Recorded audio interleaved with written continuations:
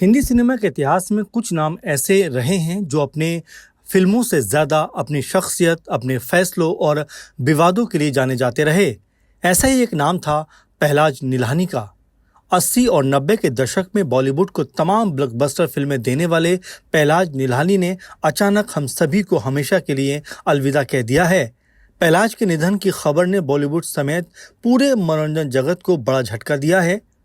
लगभग 76 साल की उम्र में दुनिया को हमेशा के लिए अलविदा कहने वाले पहलाज उस समय सबसे चर्चित और विवादित चेहरों में से एक बन गए थे जब उन्हें 2015 में सेंसर बोर्ड का अध्यक्ष नियुक्त किया गया।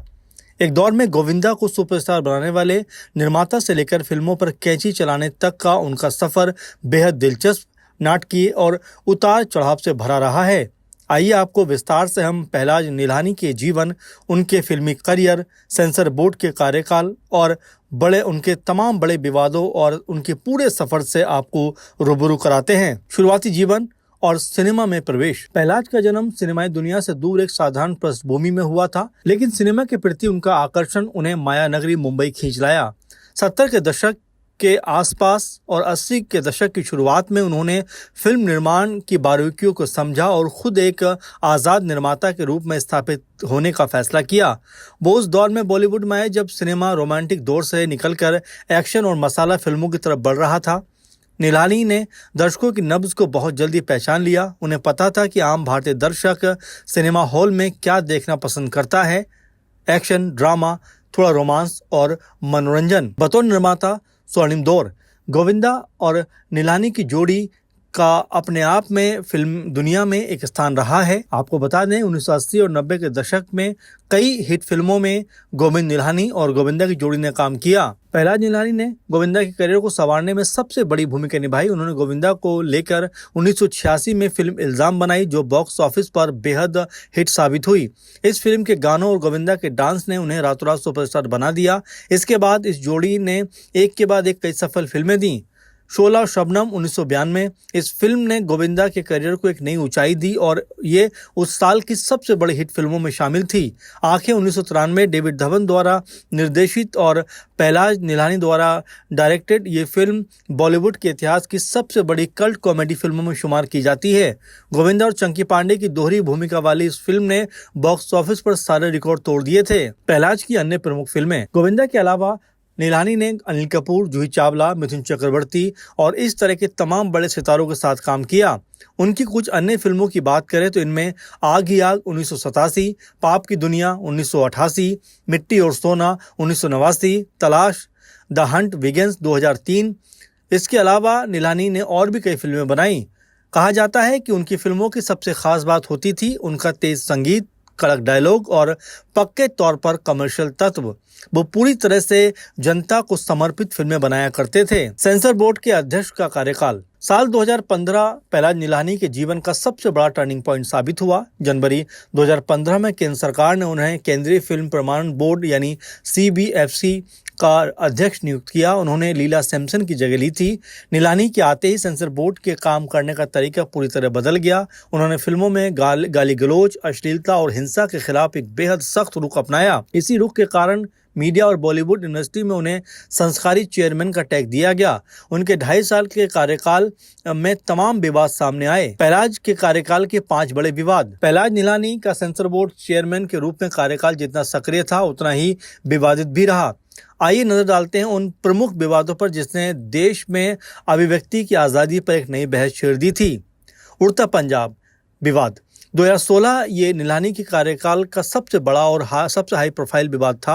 अनुराग कश्यप द्वारा निर्मित और अभिषेक चौबे द्वारा निर्देशित फिल्म उड़ता पंजाब में ड्रग्स की समस्या पर आधारित थी। सेंसर बोर्ड का रुख।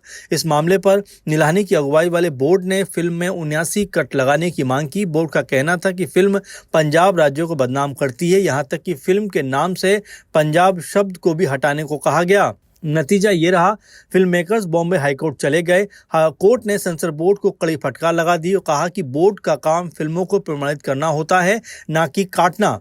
फिल्म को सिर्फ एक कट के साथ रिलीज करने की अनुमति मिली और इससे निलानी को बड़ा झटका लगा। Lipstick Under My Burkha 2017। ये फिल्म अलंकृता श्रीवास्तव द्वारा निर्देशित इस फिल्म को भी सेंसर बोर्ड ने सर्टिफिकेट देने से मना कर दिया था। कारण बताया गया कि बोर्ड ने अपने पत्र में लिखा कि ये फिल्म महिला उन्मुख है और इसमें जीवन की फंतासी कल्पनाएं दिखाई गई हैं। इसमें कुछ अश्लील शब्द, पोर्नोग्राफी दृश्य हैं जिससे समाज के एक विशेष वर्ग की भावनाएं आहत हो सकती हैं। नतीजा, इस फैसले की अंतर्राष्ट्रीय स्तर पर आलोचना हुई। बाद में फिल्म प्रमाणन अपीलीय न्यायाधिकरण के हस्तक्षेप के बाद फिल्म को कुछ कट के साथ ए सर्टिफिकेट के साथ रिलीज कर दिया गया। जेम्स बॉन्ड की फिल्म स्पेक्टर में किसिंग सीन पर कैंची चलाई। दरअसल हॉलीवुड के मशहूर जेम्स बॉन्ड सीरीज की फिल्म स्पेक्टर भी नीलानी की नज़रों से बच नहीं सकी। बोर्ड ने फिल्म में डैनियल क्रेग और किसिंग सीन की अवधि को 50% तक छोटा करने का आदेश दिया। सोशल मीडिया पर इस फैसले का भारी मजाक उड़ाया गया। ट्विटर पर संस्कारी जेम्स बॉन्ड ट्रेंड करने लगा। जब हैरी मेट सेजल शाहरुख खान और अनुष्का शर्मा की फिल्म के एक मिनी ट्रेलर में अनुष्का का किरदार इंटरकोर्स शब्द का इस्तेमाल करता है, नीलानी ने इस पर आपत्ति जताई और टीवी चैनल पर खुली चुनौती दे दी कि अगर देश के 1 लाख लोग लिखकर दें कि उन्हें इस शब्द से आपत्ति नहीं है तो वो इसे पास कर देंगे। इस बयान की भी काफी आलोचना की गई थी। द अनसुटेबल बॉय और पीएम मोदी की डॉक्यूमेंट्री को लेकर भी नीलानी की काफी ज्यादा आलोचना की गई। आपको बता दें कि एक अमर सेन की एक डॉक्यूमेंट्री द आर्गुमेंटिव इंडियन में काऊ, गाय और गुजरात के अलावा हिंदू, इंडिया जैसे शब्दों को म्यूट करने को कहा गया। वहीं दूसरी तरफ उन्होंने प्रधानमंत्री नरेंद्र मोदी की तारीफ में एक निजी म्यूजिक वीडियो बनाया था। मेरा देश है महान, मेरा देश है जवान, मोदी काका का ये है कमाल। आलोचकों ने उन पर राजनीतिक रूप से पक्षपाती होने के आरोप लगाए। वहीं लगातार बढ़ते विवादों, बॉलीवुड फिल्म निर्माताओं के बढ़ते गुस्से और अदालती फटकार के बाद सरकार ने फिल्म प्रमाणन की प्रक्रिया को सुधारने के लिए श्याम बेनेगल समिति का गठन किया।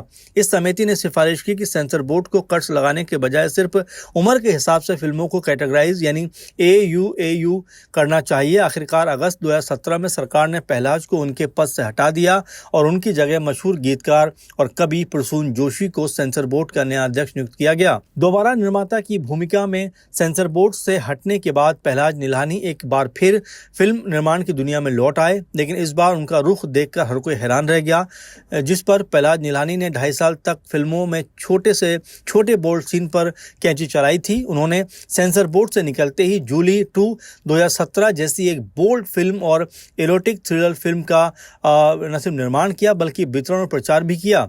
जब मीडिया ने उनसे इस यूटर्न पर सवाल पूछा तो उन्होंने कहा कि बतौर सेंसर बोर्ड चीफ में नियमों से बंधा हुआ था। अब मैं एक स्वतंत्र निर्माता हूं और जूली 2 एक साफ सुथरी एडल्ट फिल्म है जो समाज का एक कड़वा सच दिखाती है।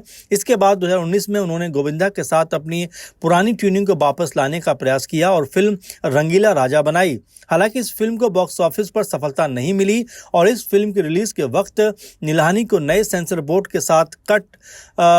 के साथ कानूनी लड़ाई लड़नी पड़ी थी। पहलाज के कुछ अनसुने तथ्य। पहलाज ने न सिर्फ गोविंदा को ब्रेक दिया बल्कि दिव्या भारती, चंकी पांडे, नीलम कोठारी जैसे कलाकारों के करियर को भी शुरुआती दिनों में बड़ा सहारा दिया। एसोसिएशन लीडर के तौर पर वो association of motion pictures and television program producers के रिकॉर्ड 29 वर्षों तक अध्यक्ष रहे। पारिवारिक संबंधों की बात करें तो मशहूर दिवंगत फिल्म निर्देशक गोविंद निलानी, जिन्होंने आक्रोश और अर्धसत्य जैसी कल्ट कलात्मक फिल्में बनाई हैं, पहलाज निलानी के भाई थे।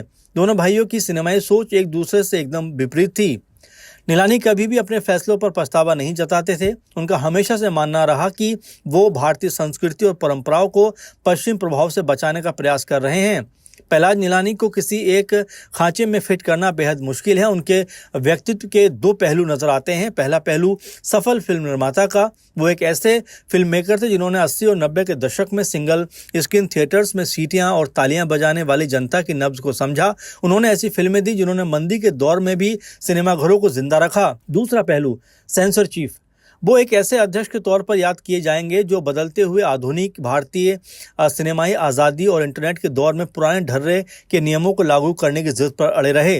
बहरहाल, चाहे आप उनके फैसलों से सहमत हों या असहमत, लेकिन इस बात से इनकार नहीं किया जा सकता कि पहलाज निलानी ने जो भी किया पूरी ठसक और बेबाकी के साथ किया। वो बॉलीवुड के इतिहास में एक ऐसे शख्स के रूप में दर्ज किए जाएंगे जो सुर्खियों में से कभी भी दूर नहीं रहा। फिलहाल पहलाज को हमारी ओर से भावभीनी श्रद्धांजलि, और जो उन्होंने बॉलीवुड में अपना कंट्रीब्यूशन दिया है, अपना योगदान दिया है, उसको कभी भी भुलाया नहीं जा सकता। पहलाज जी को लेकर अगर आपका भी कोई विचार हो तो जरूर साझा करिए। फिलहाल इस प्रोग्राम में इतना ही। आप लगातार बने रहिए। धन्यवाद।